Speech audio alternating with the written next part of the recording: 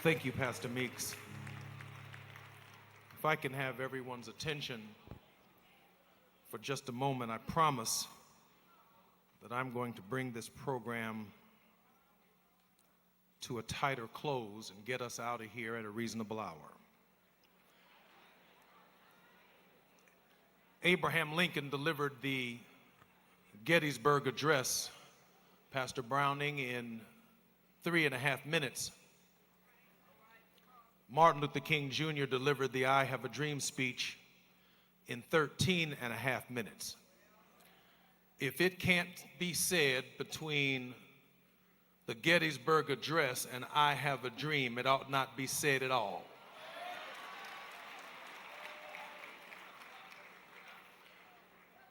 For what remains of my time, and I promise Yusef that I would not be more than 7 or 8 minutes, I want to talk about my daddy. Now, when Martin Luther King Jr. died in 1968, he was an immensely unpopular figure. Brother Reynolds, Brother Sharpton, members of the Congressional Black Caucus who were present. Dr. King on April 4th, 1968, was immensely unpopular. Who he is today is not who he was on April 4th, 1968. And I'm sensing, Sister Parker, on this occasion that we are moving in the direction of a Jesse Jackson that I wouldn't, Mama, even recognize. Jesse Jackson, at the hour of his death, was not Roland Martin, a popular figure.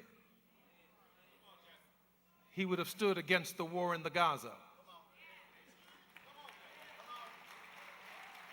He would have been fighting for the Affordable Care Act. He would be fighting to save the Voting Rights Act of 1965 and challenging the Supreme Court to render a decision in the Calais decision that would strengthen the Congressional Black Caucus and not undermine it. If you are a member of the Congressional Black Caucus and you are still here, allow us the opportunity to recognize you. Will you please stand? Members of the CBC came from around the country, and our congressional districts are under threat at this hour. I want to try and summarize in the 5 minutes that I have left some of what I heard from everyone, starting with President Clinton. He said, with head and heart. With Head and Heart is the title of the autobiography written by the late Dr. Howard Thurman, who dedicates his life story to simple and haunting simplicity, Mr. Mayor. He dedicates the book, and I quote this, Jonathan, to the stranger in the railroad station in Daytona Beach who restored my broken dream 65 years ago. To the stranger. Who was Jesse Jackson? To the political class that took up most of the time. Dad was a stranger, awaiting a return phone call, reminding the political class of the urgency of the hour. That's who my daddy was.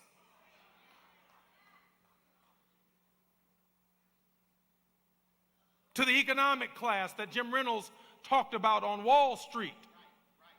My father had no qualifications in business or in finance to be able to talk intelligently initially about the transactions of Wall Street, but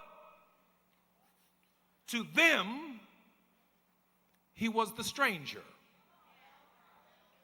So this story comes together in Howard Thurman's book with my final 4 minutes in this way, Brother Turner.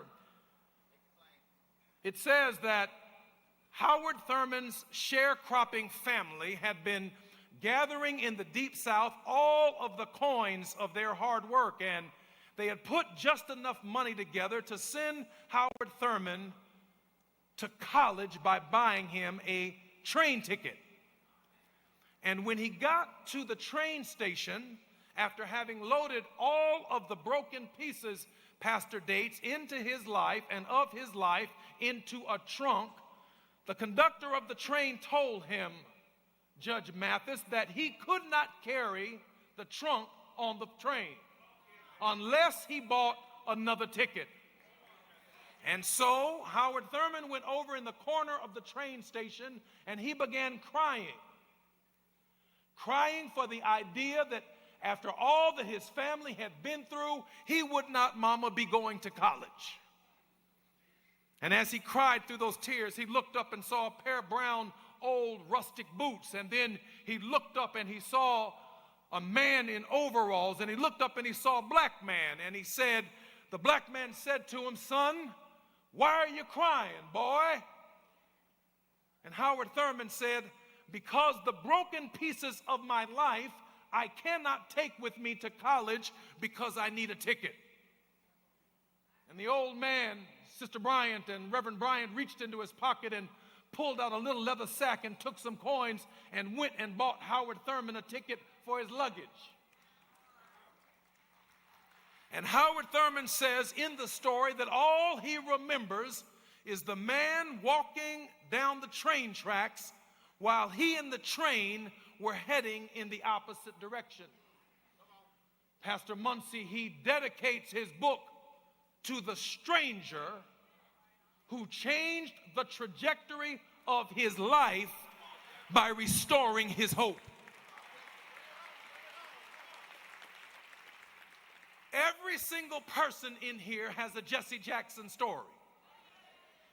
The time he shook your hand, the time he prayed for you, the time he held you up, the time he prayed the funeral for somebody that you know, the time he was at the hospital for you, the time, Roland, when you lost your job and he prayed you to a new course of existence.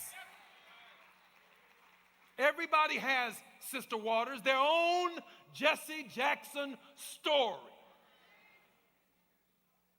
Why? Because according to Dr. Walter Fluker, the infinite Howard Thurman scholar, he says to Howard Thurman, the stranger, watch this, preachers, the stranger was God.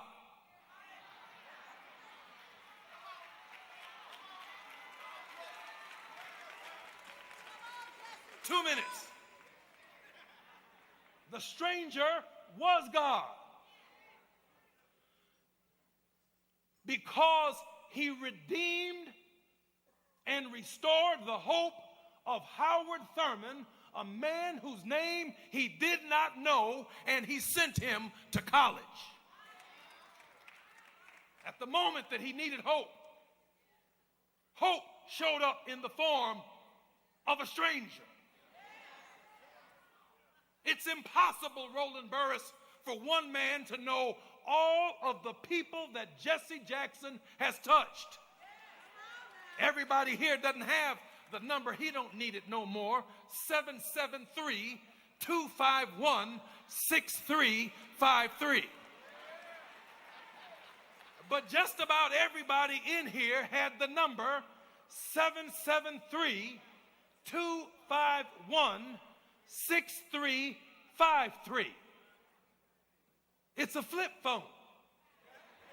It's analog. He didn't believe in iPhones and Samsung. He believed in a flip phone. Because whenever we needed Isaiah the stranger, that's what I heard you say, when the stranger showed up in the locker room, when the stranger showed up in them projects, when the stranger showed up, the stranger came in the form and in the embodiment of Jesse Jackson.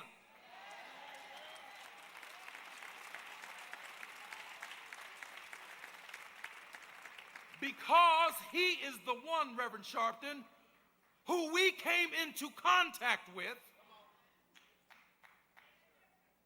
who restored our hope and changed the trajectory of our lives. No, I'm going to go on ahead tomorrow morning at push. 930 East 50th Street, part 2 of this will be there, because I got enough sense to know that I've already talked too long. I want you to think about the stranger, Reverend Dyson, in your life. It's going to be a nameless, faceless person who enters your life and restores your hope. And so when Jesse Jackson said, I don't care what the political class says, they're only interested in high propensity voters. My father looked at the undecided, Father Flager, and he recognized that they lacked somebodyness. And he told them to keep hope alive. But that's not enough. Keeping hope alive is the answer to suicidality. Not only for individuals who might want to kill themselves, but for a nation on the brink of self-destruction. Keep hope alive. For a man or a woman getting ready to hang themselves who's given up on hope, Bishop Ellis, Reverend Jackson says, they need hope, not dope. Kevin Adele, he took the ministry from Sunday morning and he delivered it to the people. I am somebodyness is what Jesse Jackson's known for. Not the 84 and 88 campaign and just voter registration. Jesse Jackson's greatest contribution is not political. It is psychological. Negro, you are better off today than you were when you met this Negro.